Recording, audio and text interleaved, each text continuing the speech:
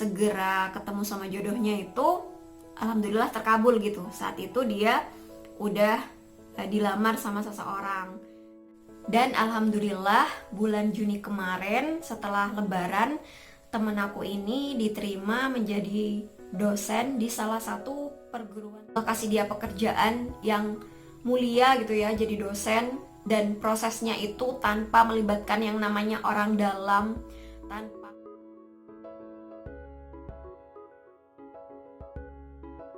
Assalamualaikum warahmatullahi wabarakatuh. Halo semuanya, jumpa lagi di Diana Sutari. Di video kali ini aku bakal share tentang kisah keajaiban sholawat yang dialami oleh salah satu teman aku.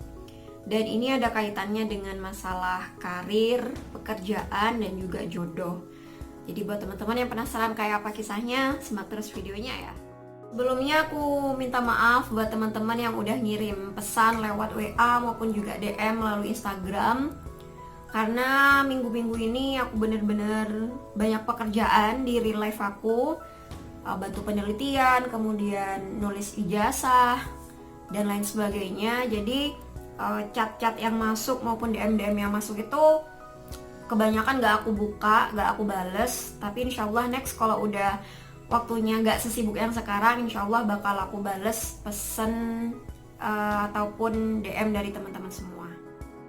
Beberapa minggu lalu itu ada beberapa temen aku yang ngirim chat ke aku, yang intinya itu dia berterima kasih karena sejak dia kenal sholawat dan ngamalin sholawat, alhamdulillah salah satu hajatnya dia yang pingin segera ketemu sama jodohnya itu alhamdulillah terkabul gitu. Saat itu dia udah dilamar sama seseorang. Nah, chat dari temen aku ini aku jadiin status di WA, dan banyak juga teman-teman yang lain yang komen gitu bahwa dia juga ngerasa bahwa dia ngalamin yang namanya kemudahan gitu ya dalam menjemput jodohnya melalui amalan sholawat. Jadi banyak yang chat aku, iya Din, aku sejak ngamalin sholawat gitu ya, alhamdulillah dipermudah jalan aku untuk melangkah ke jenjang selanjutnya. Nah, di antara beberapa chat yang masuk itu ada salah satu chat dari teman aku yang juga waktu itu berhajat pingin segera menikah gitu. Dia udah punya calon, cuman karena ada satu hal yang istilahnya satu hal ini yang bikin mereka gak melangkah ke pernikahan gitu. Nah, sejak itu dia curhat ke aku dan pingin ngamalin sholawat yang 4444 kali karena dia bener-bener pingin banget melangkah ke jenjang pernikahan gitu. Bukan hanya tentang jodoh, tapi temen aku ini juga punya masalah ataupun beban gitu ya tentang pekerjaan. Nah, jadi temen aku ini ngelanjutin S2. Nah, setelah lulus S2 ini kan ada pandemi. Nah, itu karena ada pandemi itu jadi susah kan untuk apply pekerjaan. Nah, di saat itu pula ya namanya dalam kehidupan sehari-hari gitu ya, kita pasti ketemu sama yang namanya tetangga toksik ataupun juga bahkan saudara yang toksik gitu. Jadi temen aku itu kayak yang digosipin ataupun dijadikan gunjingan gitu buat tetangga sama saudaranya bahwa makanya gak usah sekolah tinggi-tinggi, udah sekolah tinggi tapi belum dapat pekerjaan juga, terus belum nikah juga gitu. Jadi dia tuh kayak yang mendapat beban gitu loh. Apalagi teman aku ini anak pertama, cewek. Jadi dia tuh merasa beban banget gitu loh. Udah belum nikah, kemudian dia anak pertama juga, kemudian orang tuanya udah ngebiayain dia banyak untuk kuliahnya dia, belum dapat pekerjaan juga. Jadi dia tuh bener-bener saat itu tuh ngerasa berat banget gitu loh, beban dalam hidupnya.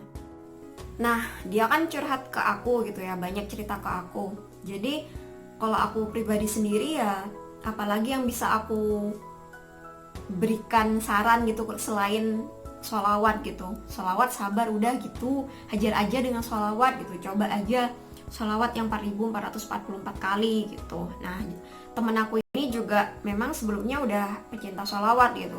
Beliau ini juga ikut salah satu majelis sholawat di daerah aku. Bahkan bukan cuma dia doang, orang tuanya pun juga ikut majelis sholawat.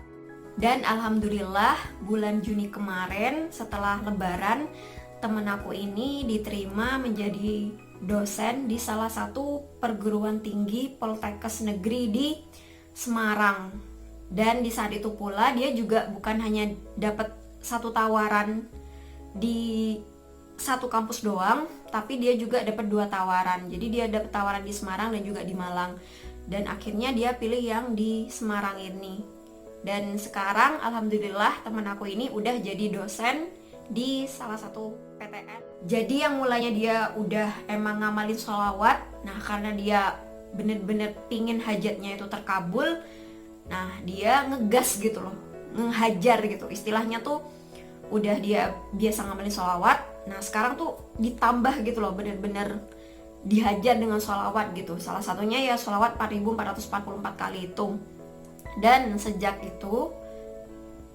dia ngegas gitu ya sholawatnya, ya alhamdulillah perjalanannya itu seperti dipercepat gitu loh sama Allah. Bayangkan gitu ya, di masa pandemi kayak gini dapat pekerjaan itu kan lumayan sulit gitu. Tapi alhamdulillah temen aku ini malah dapat tawaran, 2 tawaran kampus sekaligus, dan prosesnya tuh bener-bener cepat gitu loh. Jadi temen aku ini istilahnya langsung lolos dan langsung sekarang ngajar jadi dosen. Biar lebih kerasa feel-nya gimana perasaan temen aku ini, perasaan gak nyangkanya dia tentang keajaiban sholawat yang dia alami, mari kita sama-sama mendengarkan voice note dari beliau. Aku pengen nangis nih. Ya kan kamu tahu sendiri sih ujiannya aku sebelum aku kerja di sini, yang mana dulu tuh kerja kayak dilempar-lempar gitu loh, maksudnya kayak nggak diakui, beberapa kali tergeser karena aku nggak punya orang dalam, terus endi diiloki tonggo, nggak kerja, nggak nikah gitu. Niatnya sih mungkin awalnya aku curhat sama kamu, baca sholawat yang dirutinin, diistiqomahin, mungkin niatnya karena jodoh. Tapi seiring waktu kan aku biasanya baca salat tuh setelah salat duha, mesti dia tak istiqomahin itu. Ternyata setelah itu ya Allah mudah banget Din, aku kerja di sini tiba-tiba dapat telepon, dapat rekomendasi, mau apa enggak, tesnya menyusul, dan alhamdulillah tesku tuh memuaskan ya. Terus ternyata ada temanku yang lain itu ya, yang tes itu dia tuh sampai 2 kali tes di sini nggak lolos Din. Padahal kamu tahu sendiri aku di Semarang nggak ada keluarga, nggak ada siapa-siapa. Ya Allah, aku sampai pikir bener-bener berkah sholawat ini gitu aku. Soalnya kan di sholawat ini tuh, maksudnya yang tak sholawatin itu nggak cuman perihal jodoh tapi karir, rezekiku. Semoga Allah tuh memberikan yang terbaik apapun wis, intinya niatnya api, masa Allah mempersulit gitu, aku percaya itu di. Nah awalnya memang temen aku ini ngamalin sholawat gitu ya, emang punya hajat, berdoa kepada Allah tentang kemudahan agar dia segera menikah dengan calonnya ini. Tapi ternyata sama Allah dikasih jawaban atas doa-doa dia yang lain gitu, yaitu tentang pekerjaannya dia. Dan aku bilang juga ke temen aku ini, siapa tahu gitu ya, dengan dia jadi dosen di sana, mungkin itu akan membuka jalan gitu ya untuk jodohnya dia gitu di tempat dia yang baru gitu, siapa tahu gitu kan. Jadi ya emang jawabannya Allah itu selalu gak terduga-duga gitu loh.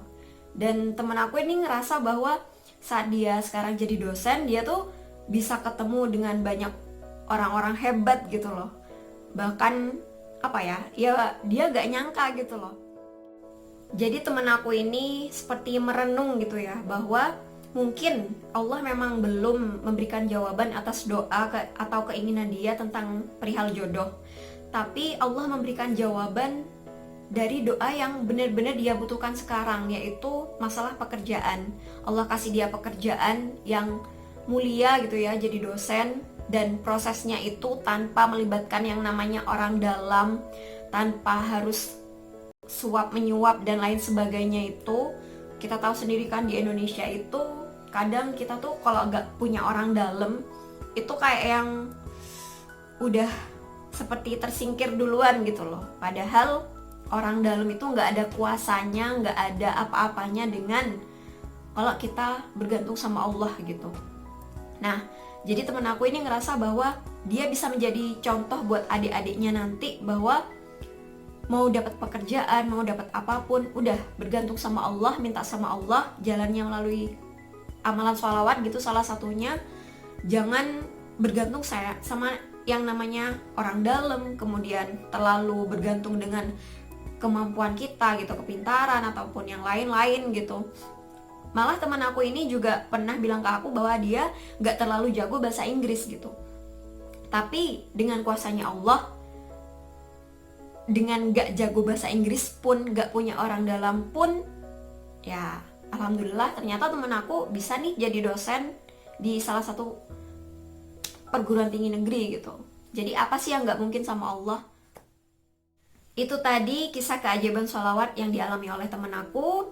Dan di sini aku juga mengambil hikmah atau pelajaran gitu ya, bahwa satu, kalau punya hajat, punya masalah, emang udah bener hajar aja dengan sholawat gitu. Gak usah kebanyakan mikir gitu, hajar aja dengan sholawat. Kemudian jangan berkecil hati kalau kita gak punya orang dalam, terus kita nggak punya kemampuan yang seperti orang lain gitu ya, kita nggak jago bahasa asing, kita nggak pinter, kita nggak punya uang. Jangan berkecil hati karena kita nggak punya privilege seperti itu gitu. Kalau kita punya Allah, insya Allah, aduh yang lain tuh kalah gitu loh. Nah, itu yang aku pelajari. Kemudian yang ketiga adalah tentang jawaban doa dari Allah. Apa ya, Allah itu punya berbagai cara gitu loh untuk menjawab doa-doa dari hambanya. Kadang emang sepertinya gak terkabul gitu, tapi menurut aku sekali lagi itu adalah sebuah proses. Bahkan apa yang Allah berikan itu pasti jauh lebih baik dari apa yang kita inginkan gitu. Pilihan Allah selalulah yang terbaik gitu, tergantung kitanya. Kita bisa mengambil hikmah dari apa yang terjadi sama hidup kita atau enggak. Oke, cukup sekian video kali ini. Sekali lagi di sini aku tuh kapasitasnya adalah share, entah itu dari pengalaman aku sendiri, entah dari pengalaman orang-orang di sekitar aku yang ngamalin sholawat. Oh ya, dan sholawat yang diamalkan oleh teman aku ini bacaannya bebas gitu ya. Boleh yang Shallallahu alaihi Muhammad, boleh yang Allahumma sholli ala sayyidina Muhammad, bebas. Nah, jadi di sini aku tuh kapasitasnya bukan untuk menggurui teman-teman, tapi sebagai teman dari teman-teman semua. Sekali lagi terima kasih, sampai jumpa di video-video selanjutnya insyaallah. Wassalamualaikum warahmatullahi wabarakatuh. Bye bye.